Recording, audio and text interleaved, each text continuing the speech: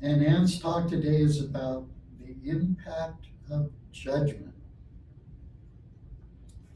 Why do we judge others and especially ourselves? And her quotes are, "Be curious, not judgmental," Walt Whitman. "I'm grateful I am not as judgmental as all those self-righteous people around me." Anonymous. Let's judge the judgmental. Okay. The thought of judgment, criticism, and condemnation must in time operate against the one who sets it in motion. And that's Ernest Holmes bringing our feet back down to the ground.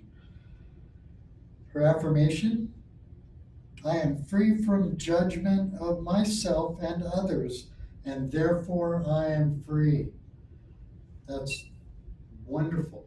"I am free from judgment of myself and others, and therefore I am free." You guys say that to yourself 10 times. Actually, do that 10 times every morning or every time you get in the automobile. So, without any more nonsense from me, the wonderful Ann Fernandez.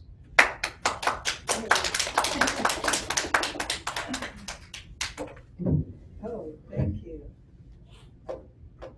Well, just so you guys know, being vertically challenged, they have to put a little stool for me up here. Notice I didn't judge myself and say short, I just said vertically challenged. Good morning, everyone. Good morning and welcome. It's great to see all your beautiful faces. It's nice to be here, this energy at the center, but I sure miss, being with all of you guys here as well. So, the impact of judgment. Why do we judge ourselves? Why do we judge others, especially ourselves? And does it have an impact? And can we stop judging? I've come to believe that it must be in our DNA, because I know I judge myself, I judge others, the weather, and whatever happens to be going on around me in the world. And I'm willing to bet that we all have some level of judgment. By the way, this does not mean that it's right or wrong or, good or bad thing. And judgment can be positive, negative. No judgment here, by the way. I want to be clear that there is a difference between observing and judging. So we're always observing, right? It only becomes judgment when we form a belief about what or who we are observing. You see, from the time we could talk and walk, the grown-ups in our lives are teaching us about judgment through their own comments and actions. As children, we tend to just simply experience. And we observe life just in that moment. But we are like sponges. That's when we soak everything up. So we hear the adults in our lives, this could be parents, aunts, uncles, cousins, neighbors, make a comment about someone else. Good or bad, we take in that information and we put it into our little filing system. As an example, Aunt Maisie comes to visit, and please don't ask me where I came up with Aunt Maisie. As I was writing, that's what went down on the paper. So Aunt Maisie comes to visit, and you as a child just accept her and her laughter. You really enjoy her laughter. But after she leaves, you'll hear your parents say, "Wow, Aunt Maisie's so weird. She shows her buck teeth and she snorts when she laughs." So the next time that Aunt Maisie visits, you find yourself focused on her snorts and her buck teeth. And you begin to form an opinion or a judgment. So this is where it all begins. And throughout life, you are filling your much bigger filing system with judgments. As we continue to grow and walk our spiritual path, our social circle widens. So we now have judgments about fashion, the type of car someone drives, why they work a certain job, their religious and political beliefs, whether someone is rich or poor, and the list goes on and on. I want to talk about the impact of judgment towards others and then towards ourselves. I want to share just a couple experiences where I was judged simply because of the clothes that I wore at the time. In other words, they made an assumption about me, and you know what happens when we assume, right? Anyway, I would often do team building programs and give talks to corporate groups. So I'd wear a business suit to fit in with the vibe of that group. Over the years during my hypnotherapy programs, I learned that if you want others to be open to you, it's helpful to try and mirror that particular group, possibly by the choice of clothing or your vocabulary. So at the end of my talk with a highly functioning business group, the leader asked me if I would like to join an organization that represents strictly conservative thinkers. So I asked why he thought that I would be a fit. And his answer was, because of your overall style and the content of your presentation. So I was immediately judged. I was put into a category. But I knew this was only a small aspect of who I was. Just one part of my life, which had and has many layers. In a sense, I was branded. Now, most recently, I was socializing with a mixed group of folks. And some had conservative beliefs and others had more liberal approach to life. So I tend to be open-minded and just listen. So I wore an outfit from the late 60s along with my peace sign pendant. And in conversation with a couple, one of them said, "Wow, I guess you must be a liberal thinker. It shows with your cute little hippie outfit."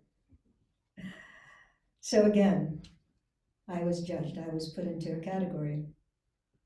As I said, these are just a couple of situations where I was judged and immediately put into a box or a category. There have been hundreds of other times that I have been judged. We have all been judged and put into categories, just as we have done to others. But you and I know that there are many facets to who we are, many layers. And who we are and what we believe changes over our lifetime, right? I mean, we don't believe the same things we did as teenagers. Who we are changes. By judging others immediately, we're ruling out so many possibilities. Sometimes if we know a person long enough, and we may still even judge them by the information we have from many years ago, this can definitely have a negative impact. So the impact of immediate judgment can affect them and ourselves. For instance, if you took the time to get to know someone, hear their story, you could possibly end up with a lifelong friend. Or, on the other hand, you might be able to make a decision about, wow, this person might be a little dangerous to be a part of my life right now. Or you might learn something new and expand your awareness. Either way, you're giving someone else the opportunity to show themselves beyond their clothing, their car, or even the first few words that they speak. I'm very excited to talk about our inner judgment, because judgment about ourselves can certainly affect our judgment of others and the world around us, and it creates our reality. We have all experienced that inner judge or critic, right? Yeah? See some nods. So, that voice that says things like, you can never get things right.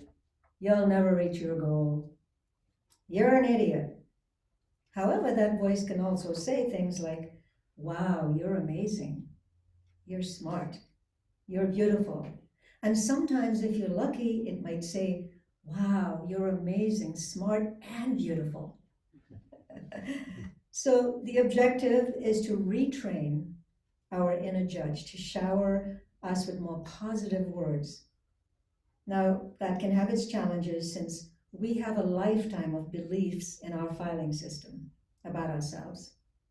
Again, as children, we were constantly being told that we're either good or bad, depending on the situation. Remember, as children, we express ourselves and we take action without thinking too much about it or any judgment. However, the adults may respond to us according to their own ideas or judgments as to whether something is good or bad. It's like the domino effect, beliefs and judgments are passed down through generations and even history. Think about that for a moment. It's passed down through generations and even history. I feel as though that through our spiritual beliefs and journey, that we can find the ability to begin to change our inner judge and critic. Because our spirit and our soul only knows one thing, and that is love. And as we move closer to living our lives from our spirit, our higher selves, we can then begin to let go of that inner judge and see ourselves as inner beings, as inner loving beings. As we accept ourselves as loving spiritual beings, we can now see others in that same light. Remember, we see others and the world around us according to our own beliefs and our own judgments of ourselves. No matter what they're wearing, what car they're driving, or what they do in their lives, it comes from our own inner beliefs. Now, I'm not saying that, everyone should be our best friend, but by letting go of judgment, we are allowing others to express the layers beneath their appearances. And we in turn grow more on our own spiritual path. As we judge, we are immediately putting others and ourselves into a box. I've come to believe that anything is possible. So I call myself a possibilian, and that helps me to leave the lid on my box open. I've always tried to look at both sides of a situation and how I form an opinion. I take the wisdom from both sides before I react or make a comment. So 2 of the jobs I had a few years ago was as a mediator for large organizations. My job was to take in information from both sides, write a report, and then assist in finding a middle ground that was successful for both employee and employers. Not judging anything can be a difficult task. It's how we're wired, how we make choices in our lives. But by taking in information and processing it, and by taking some time before we make our choices or draw any conclusions, can lead to more successes for ourselves and others. So this was how I helped both sides meet in the middle. And this same process can work for you too. I know it can. Let's consider taking in information, observing, before making a choice or decision. So what if we applied this idea whenever our inner judge shows up and says, "You're not worthy"? What if you heard that voice, and instead of accepting its comment, you sat in silence in meditation? You take some time to be quiet and tap into the core of who you are, that space where you connect with your higher self, with God, and simply experience the light and love deep within. I guarantee you that voice of judgment will change its tune, and you will know that you are only love and light. That's it. That's all you need to know. Now we can apply this same technique when we find ourselves judging others by taking the time to move beyond the first thoughts that enter our mind. Observe the thoughts as they flow in and out.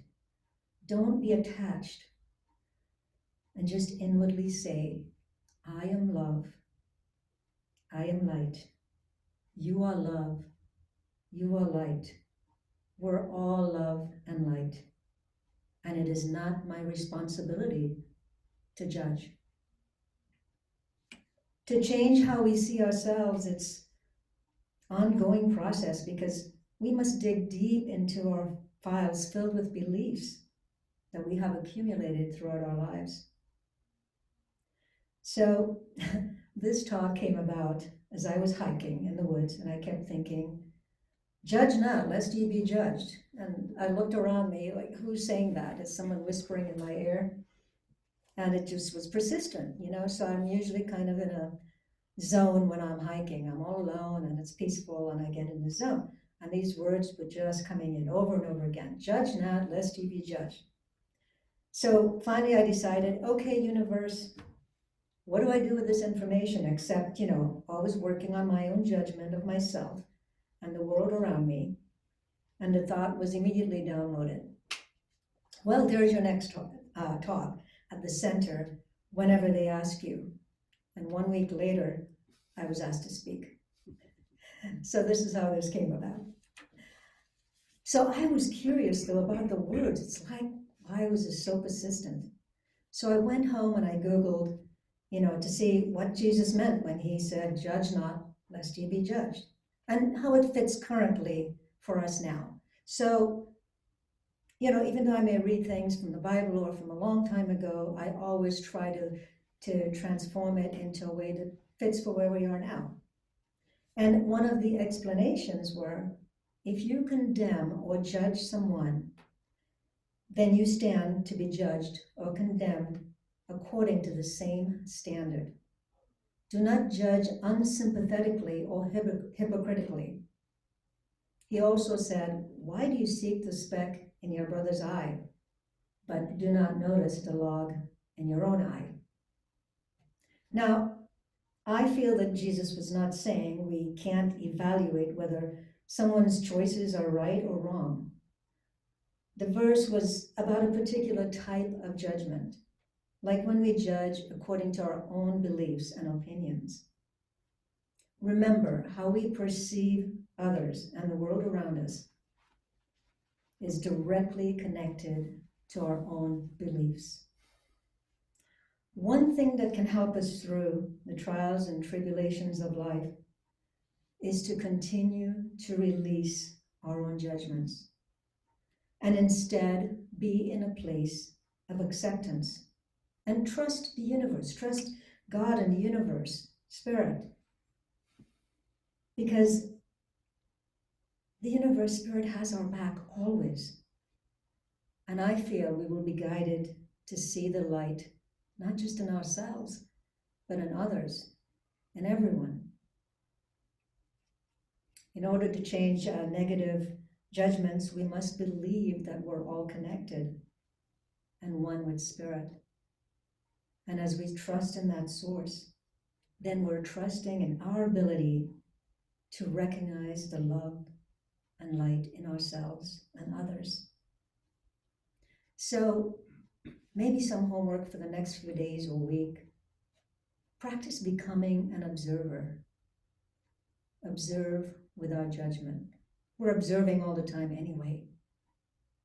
So just put that into practice. Observation without judgment. Thank you. So I'm going to go into a meditation. So if you could all find that place where you are quiet and still. What I'd like to do is use this meditation to help us all practice observing. So as you take a few deep breaths, as you acknowledge that breath as a life force within you, as you breathe out, and you notice As you breathe out, your body relaxes more. Your mind becomes more calm and still. So with each breath, you become more and more relaxed. So take a moment, take a couple of deep breaths, and allow yourself to drift beyond your thoughts, beyond any judgment, into that light, that place within you where you are simply the observer. So even if thoughts come through your mind, whether this is right or wrong, are you doing it the right way? Just allow all those thoughts, all the feelings, everything to just simply drift by and observe them.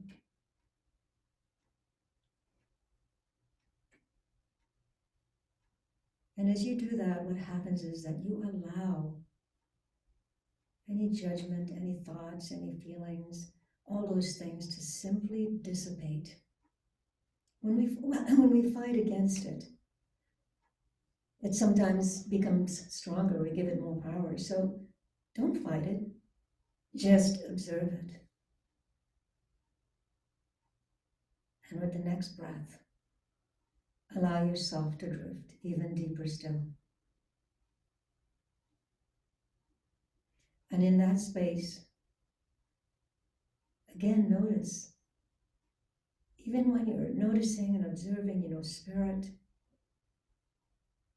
that place deep inside you of pure light and pure love, don't even judge that. Just observe it. Just be with it.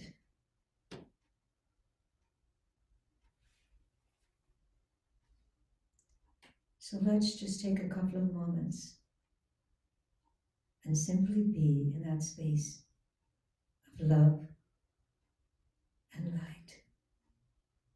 And know that that is all there is. That's all you need to know.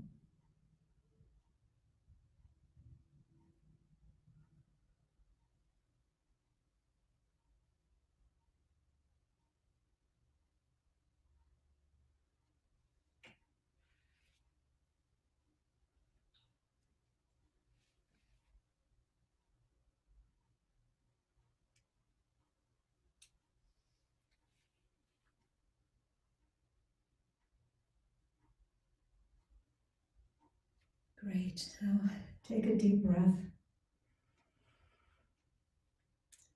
And as you allow yourself to simply rise out of that space within you and to become aware of the space around you, your body, I want you to bring that energy of being the observer, bring that into your heart, bring that into your everyday life. And the more that you practice being the observer, at some point you will become just that. And that is so freeing. Just imagine being free from constant judgment, thoughts, just being able to notice and observe. Now that is where your power lies. So become the observer. Become the observer in your life. Take a deep breath and bring your awareness completely back. And together we say, so it is. So it is. So it is. Thank you. Oh.